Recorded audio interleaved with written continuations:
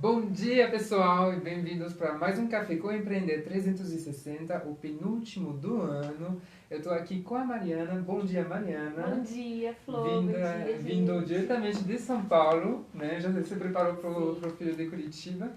Pois é, eu cheguei aqui com várias coisas, fui tirando para não ficar muito, né, inverno. E hoje, então, a gente vai falar sobre empreendedores da área de alimentos. Só antes de entrar no detalhe, para relembrar, o Empreender 360 é um programa da Aliança Empreendedora que tem como objetivo fomentar discussões, levantar dados, trocar experiências com organizações de apoio ao empreendedor de baixa renda no Brasil.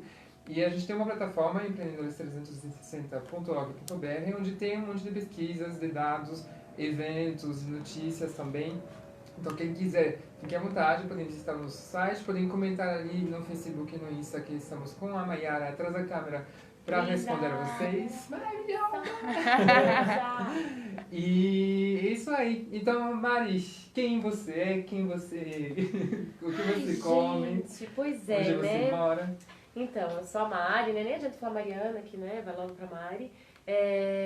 Eu sou jornalista e hoje eu trabalho como coordenadora de projetos aqui na Aliança, com esse time maravilhoso. E eu entrei na Aliança para um projeto que me trouxe para essa questão dos empreendedores do setor de alimentos, né? E fui aprofundando cada vez mais, vivendo muito a realidade deles nas formações presenciais do projeto que eu estou hoje, que é a Academia Açaí Bons Negócios, que é um projeto do Açaí Atacadista, com o Instituto GPA e parceria da Aliança Empreendedora para poder colocar em prática na ponta. Então, 2 anos nesse projeto, já com muita coisa que eu já estava ligado de gastronomia, de coisa que eu já vinha pesquisando, e aí deu tudo certo, e hoje eu estou nesse universo, que é um universo que me interessa muito, e que está crescendo demais, até o motivo da nossa conversa. Aí quando ele me chamou, eu fiquei tão emocionada. Foi um convite, mentira, eu me ofereci. Eu me ofereci, gente. Eu queria que fosse um foi uma convite, coisa comum, assim, foi tipo, um namoro. Por que não? Por que você não me chama? Eu tô aqui fácil, querendo faz tempo. Então, Maria, me explica um pouco quem que é esse empreendedor de alimentos e tipo, qual que é o contexto atual dessa galera toda. Então, eu acho que é importante a gente ter um momento para falar só desse setor, né? Porque é algo que tem crescido muito e não é de hoje, e os números mostram isso, e o nosso trabalho também tem mostrado cada vez mais.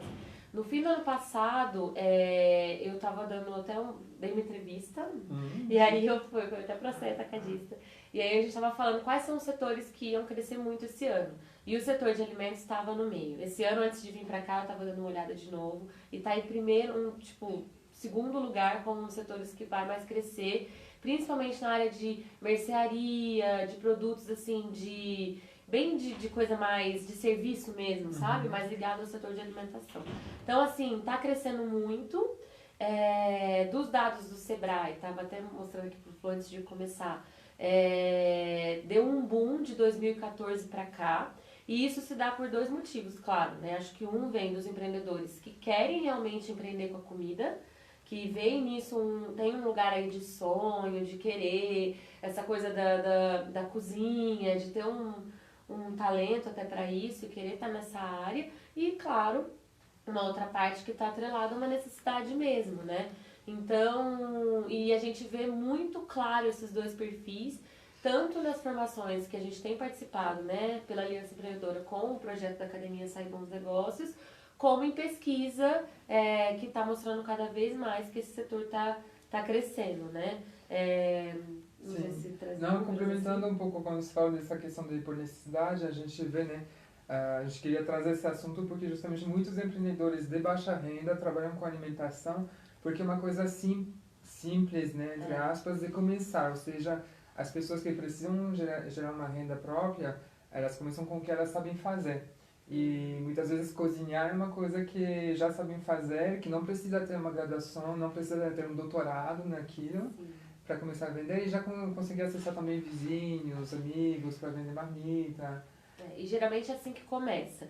O que a gente mais vê é que esse perfil, ele é muito começa, às vezes perdeu o emprego, ou tá no período meio, aí começa a fazer aquela empada que gosta, começa a fazer o bolo que gosta, de repente isso virou, aí experimentou com a família e o negócio foi crescendo, foi pro bairro e aí foi quando virou a renda principal da família, né? Isso é muito normal. Tanto é que a parte de vendas por encomenda, a gente costuma trabalhar dentro desse ecossistema do empreendedor de alimentos, do setor de alimentos, a gente costuma falar que existem três perfis, né? Que é o vendedor ambulante, o vendas por encomenda e o venda por ponto fixo, né? Em ponto fixo.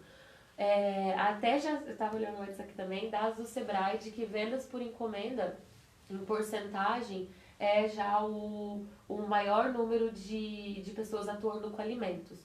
E isso, a pesquisa do Empreender 360 também já aponta para isso, né? A gente está com uma pesquisa aqui na Aliança, em parceria com a Açaí Atacadista também, o Instituto GPA, para levantar mais dados desses microempreendedores de alimentos. A pesquisa está em andamento, mas o que já mostra é que a venda por encomenda cresce, é o primeiro que vem. Porque quando a pessoa está nesse vou fazer para testar, vou fazer e ver se alguém gosta, ela acaba indo para esse lugar de encomenda, que é a primeira coisa que, né?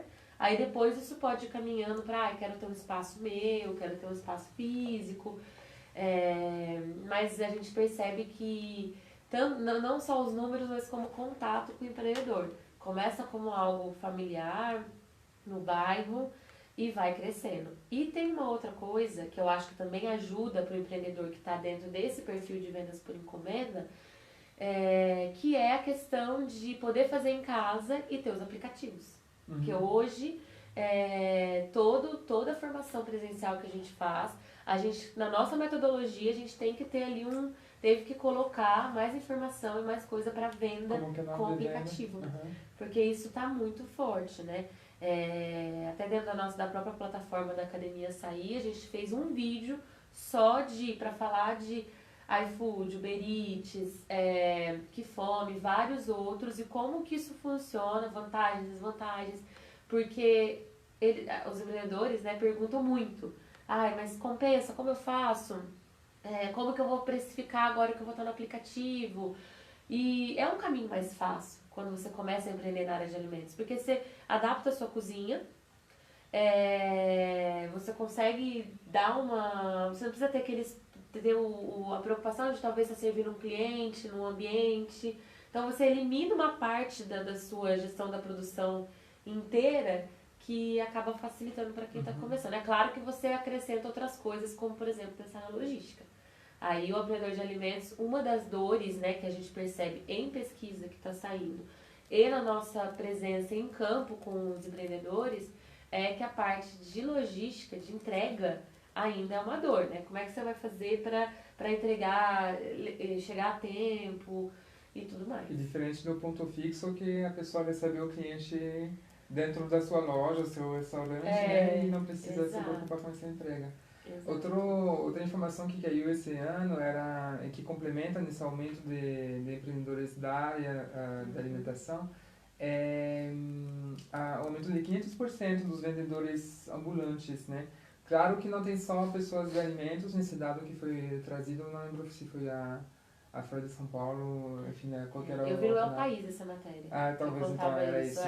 E que mostra isso também, que com a crise econômica, por exemplo, muitas vezes muita gente desempregada começou a vender e vender na rua, né? Fazer brigadeiro, fazer salgado e tal. Exato. E qual que é a diferença, por exemplo, desse perfil com o vendedor ambulante, assim, de desafios, de sonhos, como que eles se enxergam? Então, essa matéria veio mesmo, e eu acho que me pegou muito a parte dessa questão do alimento, porque realmente, tipo, quando a pessoa começa a empreender nessa situação, ela vai para o alimento, como a gente já falou.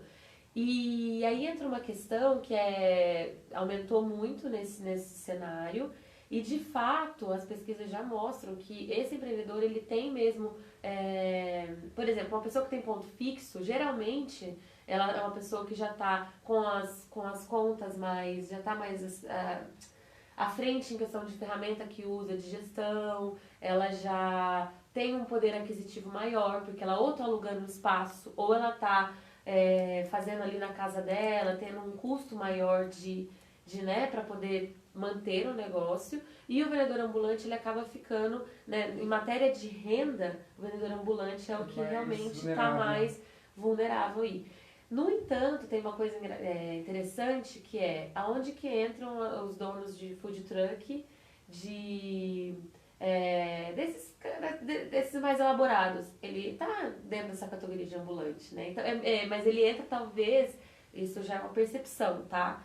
Eu acho que ele entra mais nessa questão do empreendedor que entende porque quer e tal, porque ele já tem uma estrutura muito maior. É muito diferente um cara que tem um food truck, que tá com uma cafeteria móvel, que tá com alguma coisa em festa, que ele se enquadra como ambulante, inclusive ele pode se enquadrar como ambulante dentro do MEI, mas ele tem um outro perfil, né? Porque ele tá com estrutura mais montada e tal. Mas esse dessa matéria específico é um vendedor ambulante por necessidade, e aí vai ser nesse esquema mesmo, tipo, na rua, abordando, tipo, carregando mesmo ali o material que tem. E aí, o sonho desse cara, né, também já vem da nossa pesquisa Empreender 360, que tá linda, tá ficando linda, que a vontade desse cara, que é um vendedor ambulante, é conseguir melhorar o que ele tem de estrutura para talvez ter um ponto fixo. Sim. Né?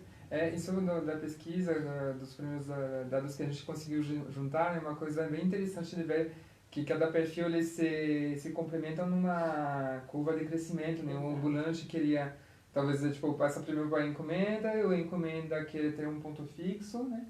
E todos têm uma questão, e daí me complementa, em termos de desafios, né? A gente dá capacitação em termos de gestão, mas o que a gente vê muito é a questão da gestão do tempo e da produção, né? E até a questão de logística da entrega é uma coisa que é bem diferente de outros empreendedores, principalmente quem trabalha com serviço, né? Sim. Mas é uma coisa bem específica do setor. E uma coisa que para mim era bem legal de ver era a questão do equipamento, justamente, porque equipamentos de cozinha, para quem trabalha o alimento diretamente, são muito caros. Sim. Podem ocupar muito espaço e às vezes a pessoa que está fazendo na cozinha pessoal não tem um espaço para ter um forno industrial, né, uma coisa maior para poder vender mais, né, produzir mais e vender mais. E então pode ser que existam outras formas de apoiar esse empreendedor através de, será, vamos dizer, crédito para comprar equipamento. Com certeza. Enfim, coisas assim. Porque isso otimiza muito a produção deles, né? Eu lembro de uma formação que a gente fez, foi em Fortaleza.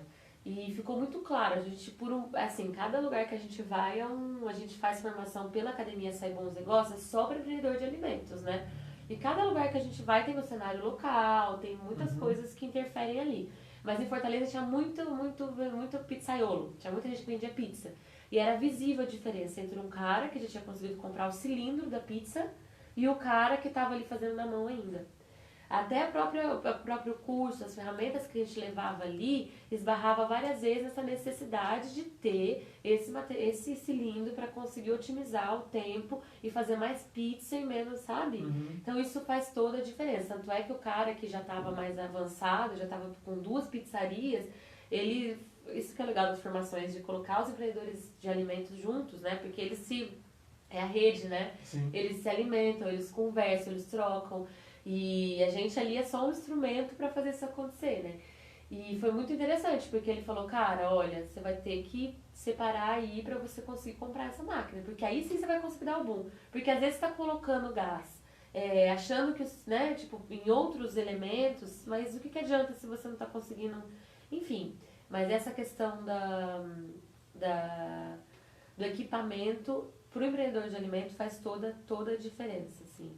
E isso é um desafio e vira o sonho desse empreendedor, né? Tipo, ele conseguir ter mais acesso. E a gente tem falado muito em como conseguir entra na questão do microcrédito e entra na questão de, por exemplo, vale comprar usado, não vale? Então a gente dá muita dica, por exemplo, a gente já fez vídeo na Academia Sai Bons Negócios de dica mesmo, falando, olha, o custo pode ser tal, mas se você procurar bem, mas olha, toma cuidado, você vai lá, olha se o forno tá ok, porque a gente sabe que essa é uma questão. E você tá começando, como é que você vai tirar R$2.000, R$1.000, que pode ser o valor de um cilindro, de um forno, ou de uma coisa de fazer pipoca? Isso é super importante mesmo, e é desafio e sonhos desse cara. Legal. Maria, a gente está chegando perto do fim já. Eu disse, eu separei outras coisas de vários prints, não escrevi nada. Louca, Aqui, louca da ó, cabeça. foca. Depois eu mando pra vocês, aquelas, né? Mas Justamente a minha pergunta era se você tem mais alguma informação que você acha muito importante o ecossistema saber, um insight, um aprendizado dessa experiência toda. Tem uma coisa que eu ia falar, tipo, antes da minha mensagem final, que é uma questão, acho que uma outra questão do empreendedor de alimento é a questão de estar em dia com a Anvisa. Porque com mais do que, lógico, todos os empreendedores, com tudo que você está fazendo, tem uma fiscalização, tem um cuidado que você tem que ter com a formalização, como o MEI ou ME, ou, né? Mas quando se trata de alimento, tem uma questão muito forte da Anvisa estar cuidando disso. E uma vez que o empreendedor ele começa a crescer, às vezes a gente sabe que ele está começando ali, ele está seguindo o que ele consegue das normas de higiene e tudo mais. Mas aí tem que tomar um cuidado com isso. Principalmente quem tem ponto fixo, é um cuidado. Então, essa é uma outra coisa que eu acho super importante, que é o olhar para esse empreendedor, o tanto que ele precisa de um cuidado e uma orientação nisso. Porque a Anvisa, e ela tá certa de ser rígida, porque é alimento, tipo, a gente coloca isso em todo o material e conteúdo que a gente cria na aliança, para empreendedor de alimento, que é você tá lidando com vidas, uma intoxicação alimentar, qualquer coisa desse tipo pode ser, sim, né, devastador para o seu negócio, para vidas. Então, tipo, essa questão da Anvisa também é outro ponto que eu não queria deixar de falar aqui.